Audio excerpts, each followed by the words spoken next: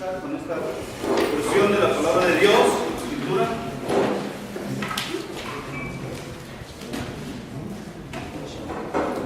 Estamos ya en el capítulo 3 de Nehemías y quiero decirles que, bueno, es bastante interesante el capítulo. Algunos dirían, bueno, ¿qué se va a decir sobre todos estos nombres, sobre todas estas cosas que tenemos aquí?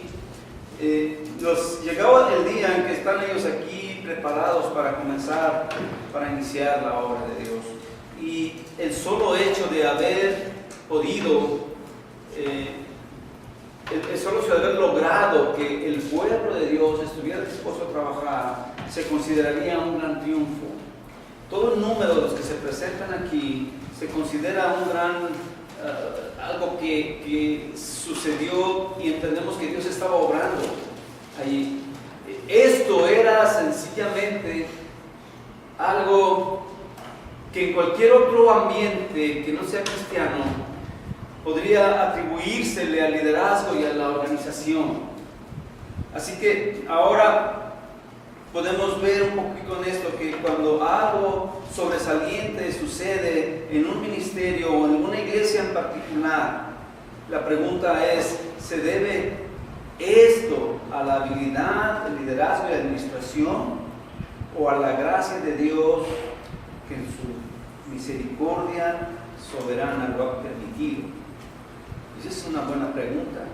Otra vez, si hay éxito y bendición y la iglesia está dispuesta a trabajar y están allí ese día para trabajar, se debe a la habilidad y el liderazgo y administración o a la gracia de Dios. Así que vamos a dar la respuesta a esto de una y otra forma en este pasaje, dar directriz sobre esto. En este capítulo, Nehemías entonces enumera, se puede decir, más de 40 tramos. Algunos dicen 41, otros 42. Se enumeran más de 40 tramos y equipos de trabajo que se envolvieron en la construcción del muro. Se repartió el trabajo con sabiduría, se repartió el trabajo. Las familias habitantes de determinada ciudad o región estuvieron trabajando, estuvieron envueltos en ello. Sacerdotes, levitas, servidores del templo, plateros o orfebres, perfumistas, comerciantes. Todo parece ser que el personaje importante en todo este capítulo es el pueblo de Dios que está dispuesto a trabajar. Pero la pregunta que tenemos es que para entender que el crédito el crédito pertenece a Dios, que todo lo que se está haciendo es obra de Dios, eso es algo que tiene que resaltar dentro de todo lo que es este trabajo. Desde el principio, el liderazgo de Nehemías dejó muy claro y muy asentado que la obra que se realizaba era obra de Dios. Por todos los sucesos anteriores que les llevaron hasta ese día estar allí parados para comenzar el trabajo de iniciar la construcción. En el capítulo 1, versículo 11, ahí se nos dice: te ruego, Jehová, esté ahora atento tu oído a la oración de tu siervo y la oración de tus siervos, quienes desean reverenciar tu nombre. Concede ahora con éxito a tu siervo y dale gracia delante de aquel varón, porque Dios servía de copero del rey. Siervos, es la palabra importante que se está utilizando aquí. En el capítulo 2, versículo 4, le dijo el rey: ¿qué cosa pides? Entonces oré al Dios de los cielos. Todos estos pasajes, como también el versículo 8, ya dice: carta para Asaf, guarda del bosque del rey, etcétera, etcétera. Y dice: y me lo concedió el rey según la benéfica mano de Dios sobre mí. Otra vez en el versículo 18 vuelve a comentar: les declaré como la mano de mi Dios había sido buena sobre mí. Es decir, todos estos versículos nos enseñan que lo que había en la convicción de Nehemías era que el crédito de lo que se estaba a punto de comenzar era solamente de Dios. Hasta ese punto, humanamente, todo el crédito sería de Nehemías. Hasta el punto ahí, hasta ese momento, todos considerarían que el crédito era el liderazgo fuerte de Nehemías. Una cosa que queda clara en todo lo que se refiere a este capítulo, queda clara que sin duda Dios capacita a hombres para realizar su obra, pero el crédito pertenece por siempre a nuestro Dios. Dios capacita a hombres y mujeres para llevar adelante la obra de Dios, pero el crédito siempre ha de ser de Dios. Y tiene que observarse en el líder o en el equipo o en el liderazgo, tiene que observarse constantemente que están dándole el crédito a Dios con sus palabras y con sus actos. Porque esto era importantísimo, ya llegaron hasta aquí. Lo que mueve a una persona o a alguien a considerar que el crédito es de Dios es la convicción de siervo. Y aunque ahorita después toco un poquito más esto, pero el segundo punto es que los Nehemías, como podemos entender la cuestión de los líderes, en el capítulo 1 citaron la escritura en relación al pacto de Dios y todos estos aspectos. Así que el conocimiento de la escritura nos da a conocer que muchas de las cosas que suceden no son obra nuestra, o no es iniciativa nuestra. Estuvo primero en el corazón de Dios. Ahora, esta es otra de las convicciones que tienen que existir. Porque, por ejemplo, Isaías 44, versículos 26 al 28, describe a Jerusalén reconstruida con su muro. Si estamos ahí en Isaías, en otras palabras, al citarles yo estos pasajes, estoy indicándoles que estaba profetizado esto que estaba pasando allí ese día. Por lo tanto, no era iniciativa de liderazgo allí. No era una idea nueva que se le ocurrió, sino que estaba dentro del marco profético. Dios lo haría algún día y habían llegado a ese momento. Habían llegado a ese momento, dice el versículo 26, yo, hablando del Señor mismo, tiren eso a la basura, por favor. Yo, el que despierta la palabra de su siervo y cumple el consejo de los mensajeros, que dice a Jerusalén, serás habitada, y a las ciudades de Judá, reconstruidas serán, y sus ruinas reedificaré. Que dice de las profundidades, secaos, y tus ríos haré secar, que dice de Ciro mi pastor, etcétera, sigue hablando. Pero la profecía que aquí expresa es que las ciudades de Jerusalén, las ciudades de Judá, serían habitadas, reconstruidas serán, y sus ruinas reedificaré. Y la implicación aquí es que otra vez Jerusalén estaría reconstruida con el muro. Y ya más adelante habla de Ciro para situar en el tiempo. Es decir, esta profecía se cumpliría en el tiempo en que Ciro comenzó, vendría el regreso, y en ese periodo, más adelante, es que vendría la reconstrucción del muro. Otra vez, entender entonces que las cosas que suceden en una congregación son por la misericordia de Dios y plan divino, mas no porque a nosotros fue iniciativa, o porque nosotros liderazgo y lo tenemos tan asegurado y somos tan hábiles como para organizar una multitud tan grande que haga las cosas que aparentemente decimos que dan gloria a Dios y a veces solo están buscando gloria a personas.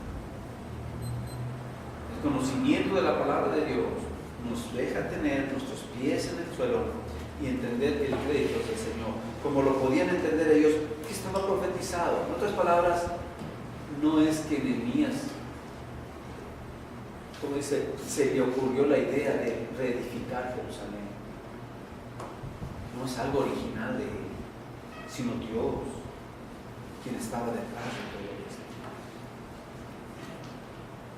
Puedo citar también Daniel 9:25, cosas que están profetizadas y que cualquiera de nosotros debe de entender esto. Es decir, cualquier éxito que tengamos en los caminos de Dios, cualquier bendición que se reciba en los caminos de Dios, cualquier cosa que miramos que Dios mueve en nuestra iglesia, en nuestra congregación, o la obra de Dios en determinada ciudad, entendamos que es plan divino, plan de Dios. Él así ha tenido misericordia. Cuando dice el versículo 25, habla de las 70 semanas, la profecía famosa. El 25 dice: sabe pues y entiende que desde la salida de la orden para restaurar y edificar Jerusalén hasta el Mesías príncipe habrá 7 semanas, 62 semanas, y se volverá a edificar la plaza y el muro en tiempos angustiosos. En otras palabras, en este pasaje, Daniel está profetizando que la reconstrucción del muro y la ciudad de Jerusalén quedaría ya asegurada. Era el principio de las semanas, o de la famosa profecía de las 70 semanas que estaban destinadas para el pueblo de Israel. Esta profecía es muy importante aún en cuestión de los últimos tiempos o los días que nos faltan de cumplir algunas de las profecías.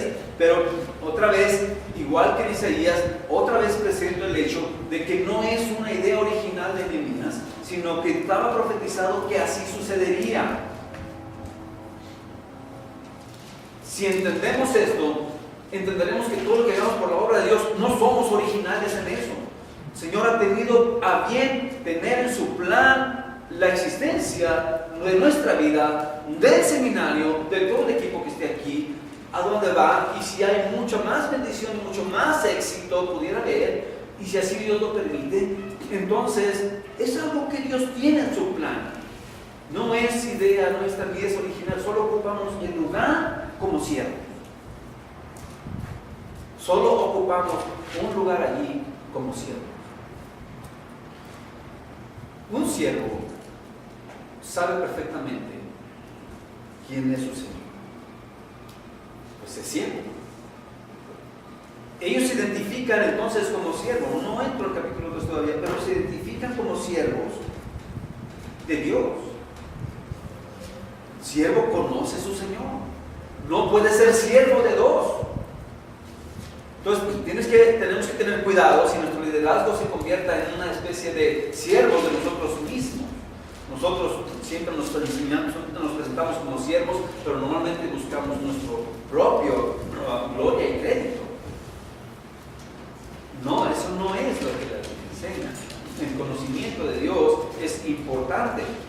Siervo es un siervo el que conoce al Señor. Curiosamente, la frase dominante de Ezequiel, he leído todo el libro de Ezequiel varias veces, y tengo subrayado allí en la Biblia, y en la anterior que ya no usé, he subrayado allí la frase dominante de Ezequiel: y sabrán que yo soy Jehová, y sabrán que yo soy Jehová, y sabréis que yo soy Jehová, y conoceréis que yo soy Jehová. Está por toda la profecía de Ezequiel.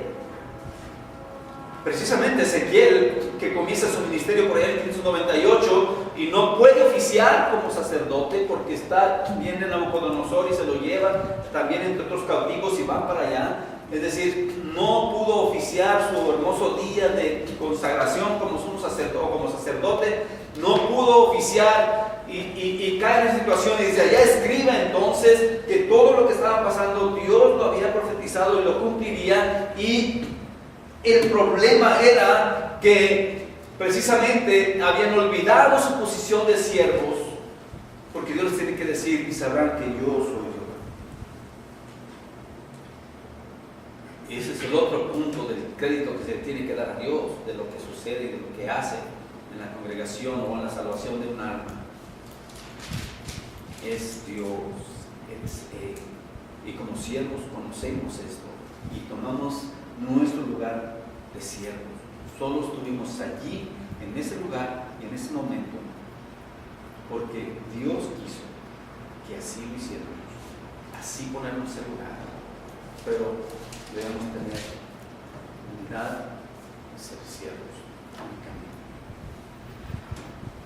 Así que lo que Nehemías estaba haciendo allí, podemos entender que él siempre consideró que no era su liderazgo de administración, sino la gracia de Dios, que en su misericordia lo había permitido. Y porque Él cumpliría su palabra, Él cumpliría su profecía, lo que Él había dicho de tiempos atrás, Él la cumpliría y la llevaría adelante, para su honra y su gloria. Y el siervo calla, y no dice más nada, y solo se humilla. Señor Jesús nos dijo: siervos inútiles somos, porque lo que debimos hacer, eso hicimos. Eso hicimos. Dos cosas, en un sentido, dos cosas son concluyentes. Bueno, ellos responden a Nehemías 2:20, responden a los, todavía no iniciaron la obra, pero responden ya a los amigos que querían impedirlo. Cuando dice el 2:20, en respuesta les dije: Dios de los cielos nos prosperará, y nosotros, sus siervos, nos levantaremos y edificaremos. Sus siervos, porque el siervo conoce a su Señor. Por eso enseguida dice: pero vosotros no tenéis parte, ni derecho, ni memoria en Jerusalén. Es decir, no eran siervos, no tenían derecho. Siervos, pero con todos los derechos de siervos ante Dios, ante nuestro Dios. He mostrado entonces a través de estos pasajes que no era una idea original de Nehemías, que no era algo novedoso, que no fue un curso de capacitación para sacar nuevas ideas, no fue un curso de super creatividad con no sé cuál, el primer ministro de Inglaterra o Colin Powell, el secretario de Defensa años anteriores de los Estados Unidos, estuvo hace tiempo aquí atrás, aquí en Phoenix, en una conferencia también, y me invitaron a ir a verlo. Pues otra vez yo sigo con mi misma, yo muy criticado quizás, pero sigo con mi misma tónica. ¿Por qué no es cristiano ese hombre? ¿Qué me tiene que decir de la Escritura? Solo es un liderazgo, solo son técnicas de administración y de liderazgo. Allí, ¿no? Ahora, el crédito tendrá que ser siempre para nuestro Señor. Así que, con esto hay dos cosas que son concluyentes. Primera, estaban preparados para realizar la obra. Y eso es grande. Estaban preparados. Dios los invitó a llegar hasta el punto aquí donde tendrían que comenzar a sacar piedras quemadas, enterradas, y comenzar a construir. Ahora, esto de comenzar a construir era importante. Y te explico. Pero estaban preparados para realizar la obra, y la otra cosa concluyente, estaban preparados para dar el crédito a Dios, del cual se declaraban a sí mismos siervos. Eso era lo que Eso es lo que solo Dios o nuestro Señor necesita. Cuando entonces llega aquí, entonces se levantó el sumo sacerdote Eliasib ahí. La burla que se había hecho o lo que se hacía, por ejemplo en el capítulo 4, cuando se dice resucitarán de los montones del polvo las piedras que fueron quemadas. Es una expresión bastante interesante. Y fíjese que lo sé y mucho más estos días lo he sabido, porque tardo como 3 o 4 días en que se recupere un poquito el dolor de mi espalda, porque los sábados me estoy llevando a los niños del hermano para trabajar y romper unas piedras, y una de ellas era más o menos esto, así. Yo no me subía de esa piedra para comenzar a darle con los muchachos se hicieron, tú súbete y pégale y dando ahí, grandes. Tenemos que desbaratarlas en pedazos como estos para llevarlos allá con hermano Mensa usted, donde me dijo que les podía dejar ahí con él y él poder manejarlas para hacer alguna cosa. Las llevé, son grandes. Pero ¿sabe qué era lo más difícil? No era esa piedra grande, era otra piedra más chicas que hay. ¿Y sabe qué es lo difícil? Que tiene que desenterrarlas, están sueltas, pero tiene que escarbarles alrededor, sacarles, meter la barra después de sacarles, porque si comienza a darle allí mismo con el aparato, no puede desbaratarlas bien, están aprisionadas, no pueden desbaratarlas. El trabajo era bastante, porque el primer trabajo que había que hacer era un trabajo de limpieza, es decir, hay que desbaratar, hay que quitar toda la tierra, hay que limpiar el área donde se va a poner los cimientos de lo que vendrá a ser entonces, o lo que vendría a ser posteriormente el muro. Por eso la expresión se levantó, que usa aquí cuando comienza, es el primer paso de alguien que ha examinado la situación ha entendido la importancia de lo que va a hacer y se mueve a hacerlo. La expresión implica entonces, sí, una persona que está, que de repente, como lo ha pensado y de improviso, se levanta y agarra algo y comienza a hacer ese trabajo. La expresión implica también de alguien que toma su posición de líder y se levanta y mueve a los demás para comenzar a hacer ese trabajo. Otra vez, la gloria es para el Señor. Porque esos son los momentos que parece ser como que nos hacen pensar que bárbaro, tengo madera de líder. No, sí habrá eso, pero es para la gloria de Dios. Y nuestra lucha siempre va a ser esa. Conforme van desarrollando sus habilidades y sus dones, el Señor les usa. Siempre la lucha va a ser esa. Cuidado, cuidado. Siempre va a ser, oye, solo es un siervo, oye, solo es un siervo, oye, esto está en las manos de Dios, oye, esto no es tuyo, no te adueñes de él. Esto, les tengo que hacer eso, tenemos que hacer eso, todos tenemos que hacer eso. Tenemos que consultar a los maestros para algunos asuntos o realmente escuchar su opinión, porque no, el momento en que yo digo así, yo hago así, yo voy a hacerles así. Entonces creo que será una señal muy clara de que definitivamente parece que estoy tomando el lugar principal y el protagonismo. Y ese es el peligro, muchachos, en ustedes. Cada uno de ustedes desarrollará sus dones, su predicación. Los vemos como maestros y les vemos en los años que llevan. Entonces ustedes, el cambio que hay en su manera de hablar, de pensar y en la manera de predicar. Veo esas cosas, podemos ver esas cosas. Pero siempre tenemos que entender que todo esto es porque Dios les va a usar, es plan de Dios, es original de Dios, no es nuestro, y ha movido las cosas y tenemos que aprender cada día. Esto es de Dios, no es nuestro. Esto es de Dios, no es nuestro. Todo esto que está aquí es de Dios, no es mío. Este es un puesto nada más. Soy pastor, ese es un puesto nada más. El dueño de todo lo que tengo, de todo lo que hay aquí, es nuestro Señor, es Dios. Y diario, esa es nuestra oración. Diario, esa es nuestra lucha.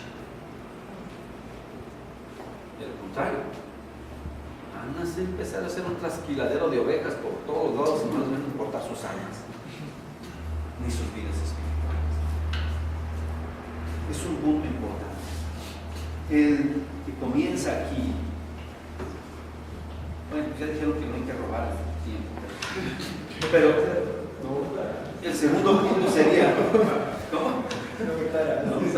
El segundo punto sería, la obra es de Dios, a pesar de la importancia de los personajes que participaron. ¿Sabes? La obra es de Dios, la gloria es de Dios, a pesar de la participación de los personajes importantes que participan. Y así vamos a quedar hasta mañana. Entonces, Dios los bendiga, gracias por estar aquí, vamos a orar. Entonces ya nuestro buen Dios y Padre Celestial, una vez más entendemos que es tu palabra, pedimos que nos ayude, Señor, a considerar las cosas desde el punto de vista de siervos, y que no son nuestras habilidades, sino solo tus habilidades que nos has dado, tus dones que nos has dado para llevar a tu obra. Nos has capacitado para estar en el lugar, en el momento preciso en que tú lo necesitas. Ayúdanos a entender esto